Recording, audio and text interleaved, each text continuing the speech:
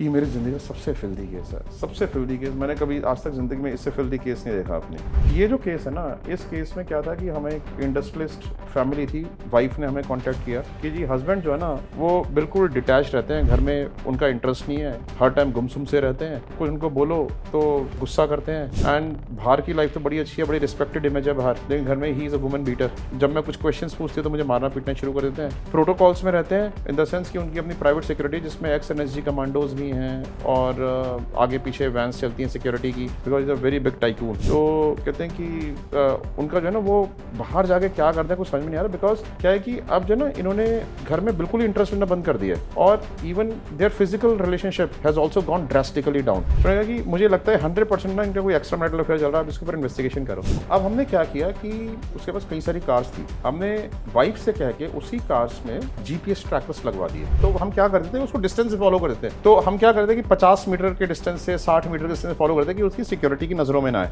अब ऐसे एक जगह पे क्या हुआ कि हम काफी दिन तक फॉलो कर रहे थे, उसकी मूवमेंट्स क्लीन निकल रही थी, ऑफिस जाता था, ऑफिस से घर आता था, nothing extraordinary was found out. एक दिन क्या हुआ कि हमारे जब इन्वेस्टिगेटर्स उनको फॉलो कर रहे थे ना दूर से, तो उन्होंने देखा GPS में कि वो जो ना उनका जो कारवां था वो एक जगह पे रुका पूरा। अच्छा, वहां पर वो एकदम से पहुंच गए देखने के लिए कि जहाँ पे रुका है वहां पर क्या चल रहा है, वहां पे रुके तो ये देखा कि जो उनके आगे गाड़ी चलती थी और एक उनके पीछे जो गाड़ी चलती थी, उनको वहां पे छोड़ दिया उस गाड़ी को, ठीक है, और वहां पे छोड़ के ये अपनी गाड़ी में अलग से निकले। अच्छा, लेकिन उस टाइम पे भी जो इनके गाड़ी का ड्राइवर था वो खुद भी NSG कमांडो था, वो ड्राइव भी करता था और आर्म्ड भी था, और इनके साथ 2 इनके PSOs और रहते थे गाड़ी में। तो 3 लोग तब भी गाड़ी में थे और ये अकेले थे। तो ये तीनों लोग निकले, ये 3 लोग बिल्कुल खास थे, ठीक है। तो हमने जब इनको फॉलो करा तो थोड़ा आगे तक गए, आगे तक जाके देखा कि एक रेड लाइट पे रुके। रेड लाइट पे छोटी लड़की होगी, माइनर ही लग रही थी देखने में, ठीक है। तो वो बैगर थी, उससे जाके उनके सिक्योरिटी ऑफिसर बाहर निकल गया, उससे बातचीत करी। हमारे इन्वेस्टिगेटर्स दूर से देख रहे थे, वीडियोस बना रहे थे सिर्फ दूर से, उस लड़की को लगा गाड़ी में बैठा लिया, ठीक है।